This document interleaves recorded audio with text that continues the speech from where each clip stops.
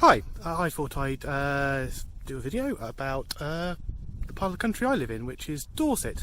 Dorset in England. Dorset is in the southwest of England. Well, we could say it's the southwest of England, some people say it's the south. That's another argument. So, where I am now, I'm on the hill above the village, or at least a good chunk up it. The hill in particular is called Bullbarrow Hill. It's apparently the third highest point in Dorset, named after a number of burial grounds that are situated on the hill, which are called barrows. And where we are now, we're looking down now towards the part of the village which is called Catherine's Well.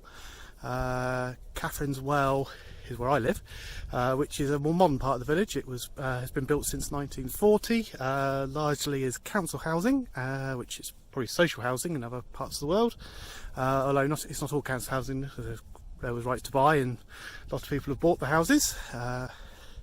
And if we look across, I can see it with my eyes. I'm not sure how the camera's picking up, but from here we can see 20-30 miles through most of East Dorset, all the way down to the English Channel. I can see a ship looks like it's floating in the sky over there. That's actually the English Channel. We've got the Purbeck Hills over there, which is where's Corfe Castle, which is good. That would be a good thing for another day.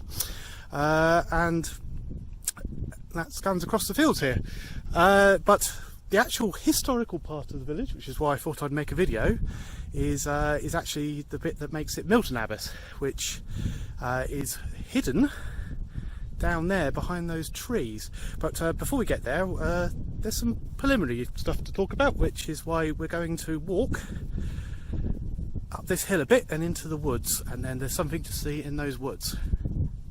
Right, we're in the woods now above Catherine's Well, and we're just coming up to the first point of interest, which we just see appearing through the trees now. And this is St Catherine's Chapel. We'll get a bit closer and have a nice steady shot.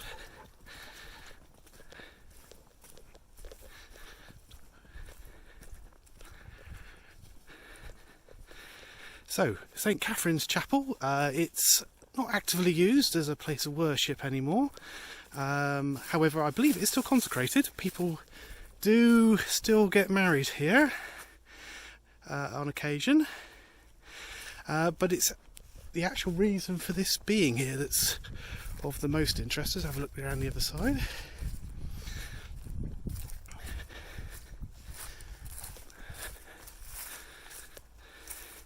So this is up in the middle of the woods, out in the middle of nowhere. But this chapel was actually built to service the building behind, which hopefully we can see clearly there. Right, that is Milton Abbey. That's why the village that I live in is called Milton Abbas. Abbas is a word that basically means that the place contains an abbey. Now, the abbey in question there, you can see there's a few buildings to the right. It ceased to actually be an active abbey, probably during the dissolution of the monasteries by Henry VIII. It kind of fell into a little bit of disuse after that, but it wasn't destroyed like some abbeys were. Subsequently, it was renovated. Yeah, that's the word. Renovated as a place of residence by various nobles, and in the end came into the possession of gentry. The gentry in particular was a person called Joseph Damer, who was Lord Milton and the first Earl of Dorchester, which is the capital town of Dorset, which might also be a thing for another day as well. Now, to the left, which we can't see much of because of the trees, there used to be a thriving market town, quite a large market town by Dorset standards, called Milton. Now, there's some apocryphal tales of how much the people of Milton didn't like Lord Damer, Yes, Lord Milton, and there's also quite a lot of buckled tales about how Lord Milton didn't like the people of Middleton. But at some point, he decided that he didn't like them living next to him anymore, and he slowly started the process of buying out the town. Now, for the poor, that was easy because he probably owned their places of residence. However, there was a thriving middle class in Milton. Landlords, pubs. There was a number of pubs, lawyers, and there was quite a long process of legal wranglings, but in the end Lord Milton managed to get possession, some maybe legal and some maybe slightly shady ways of doing it, but he got full possession of the town of Middleton. It's what he did next that is of interest, and we're going to walk down a bit more through the woods and have a bit of chat, and then we will see some of the after effects. Right, we are coming down the hill now. I thought I'd better make something quite clear actually before we continue. Milton Abbey is no longer a residence. It's actually now a school. It's a public school. Think a little bit like Harry Potter kind of thing. Now there are footpaths down to it, but unfortunately they're all shut at the moment due to the lockdown, so, to protect the pupils. So you can see Milton Abbey there. But I'm going to go around the corner and have a look at, I think, the best view that we can get up to the Abbey and what remains of Middleton. Right, here we are on the other side of the from the Abbey. If we look up there, we were up in those woods to the right hand side of the Abbey. And as you can see, there is no sign of Middleton, and that is because Lord Milton wiped it off the face of the earth, basically. There are a few some houses on the hill up there. You can just about see their foundations, but pretty much everything is now at the bottom of these lakes. These lakes were made by damming up the local stream. They were done by Capability Brown, a very famous landscape gardener in Britain. There's two lakes, and actually the dam we're standing on right now, so it's very difficult to get the perspective, but if we go over the other side of the road, you can see we're actually on the top of a dam. So this left the question, what was he going to do with all the people that he needed to maintain his land? And that is where we come to Milton Abbas. So I'm going to go back around the corner and we will see Milton Abbas. Okay, so here we are around the other side of the lake, or the first lake, and as you can see, the school entrance was that one we pointed out earlier. Now, Milton Abbas. So, as I said, Lord Damer needed somewhere to keep the people who worked for him, so he built a new village, and here it is. This is called the street, which is basically Milton Abbas. Now there are some newer properties here that have probably replaced older ones that burnt down, but basically all the ones you can see, like these white cottages with the thatched roofs, they are the original cottages.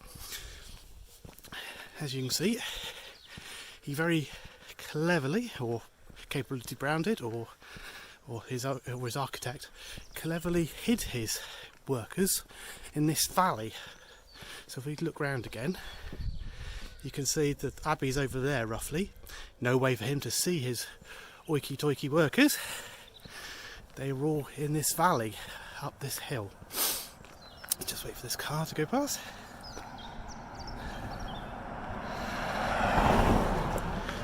As you can see, there are no pavements, so when we have tourists here in the summer, it is quite entertaining.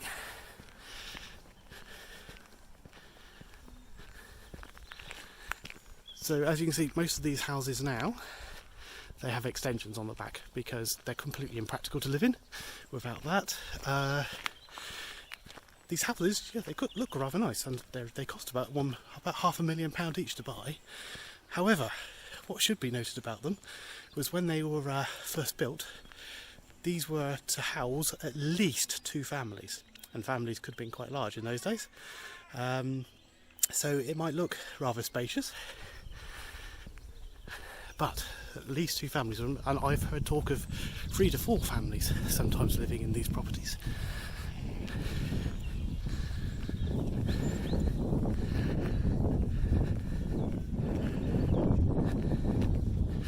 Now, most of the houses are still houses. Some have been converted to other purposes. We're just coming up to one example on the right hand side here.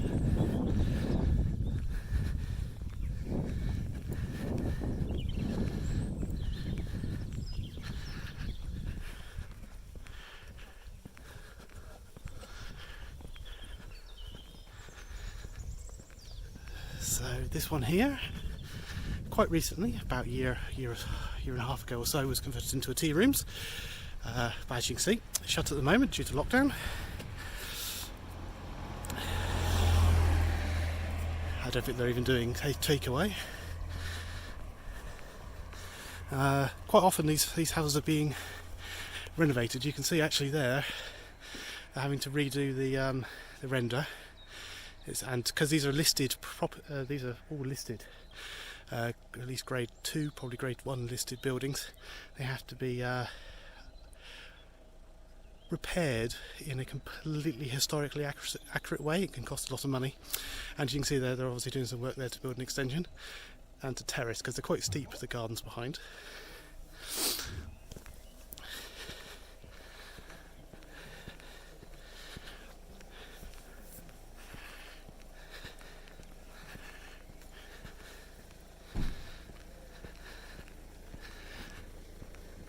It's quite a steep hill, this. It's good exercise.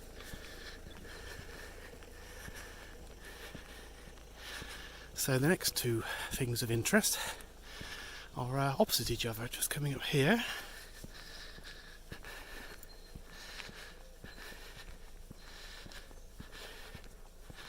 So, even though Lord Damer probably used a chapel in his own building for his worship, he probably didn't want to, again, go to Sunday prayers with, or Sunday, I'm not religious, Sunday services, that's the word, with the hoity-toity labourers. So he did build a new church. So although this looks 14th, 15th century possibly, it's actually only dates from the same time as the village, so it's about 18. Oh, there we go, there's a date on here. 1778. St James's Church. So, as I say, this village looks older than it is. Now, this building opposite is very interesting. This actually is one of the original buildings that was built originally in Milton and then moved over here.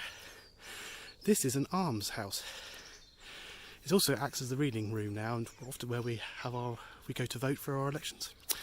Now, before the 20th century, and we built a social services, we had limited ways of dealing with the poor.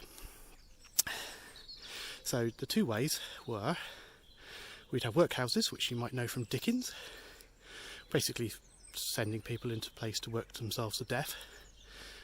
And we had almshouses. Now, almshouses were maintained by the parish and were used for the righteous poor, I think is one of the words I've heard used. So basically, people that came upon hard times not by fault of themselves, and the local village, local parish looked after them.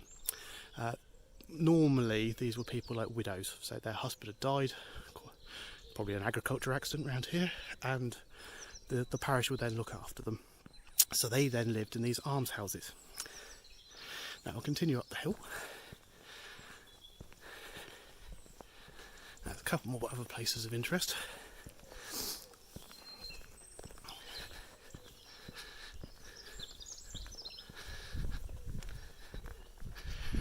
I'm going to stick to showing the left hand side for a minute, because there are some more modern houses here which I don't know when they were built, but looking at them, they are 19th century. So again, they were these are, for example, I'm pretty sure they were built to replace ones that had burnt down. because these cottages are built with traditional methods, so they're probably wattle and daub. So if they go, they do go. So a bugger to get insurance for. Yes, local cyclistas get a lot of those because of this hill. As you can see, it's a pretty steep hill.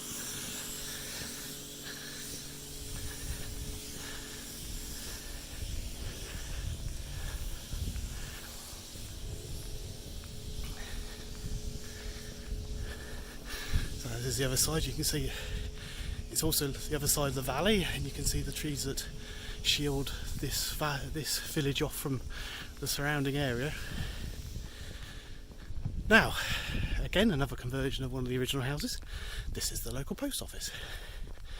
So, looking at it now, the left-hand side downstairs is the post office. It's a shop as well, and then the rest of it is basically their place of abode, where they live.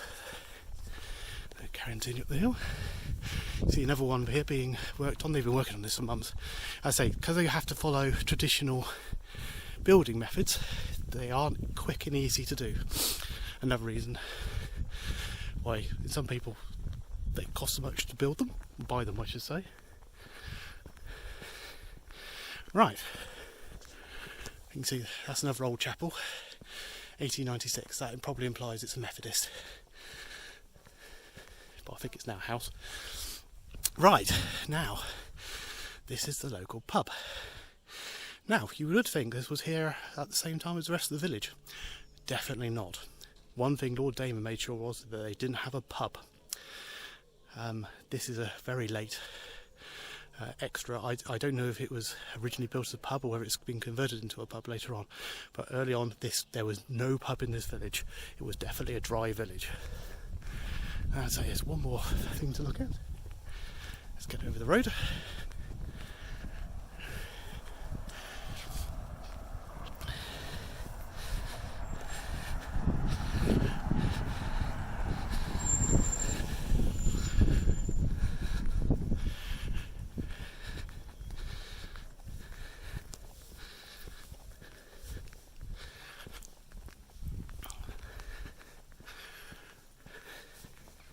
If we thought it was steep up to now, it gets even steeper. But this is pretty much the end of the old original village. But it's just this place here. No, not that one. It's the next one. Oh no, maybe this one. Yes. So, again, although now a place of residence, this was the village school. Now actually, unlike the pub, which as I say was a very late addition, the school wasn't such a late addition. This was quite advanced. We had a school for the local children mid-19th century, which is quite early by the standards in this country. And as you see, that's largely the end of the village now. So, I hope you've enjoyed your tour of Milton Abbas and the history.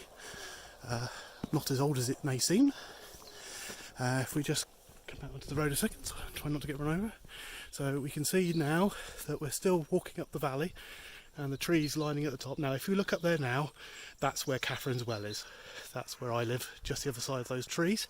I've now got to get up that hill and download this video. So, I hope you've enjoyed this. Thank you.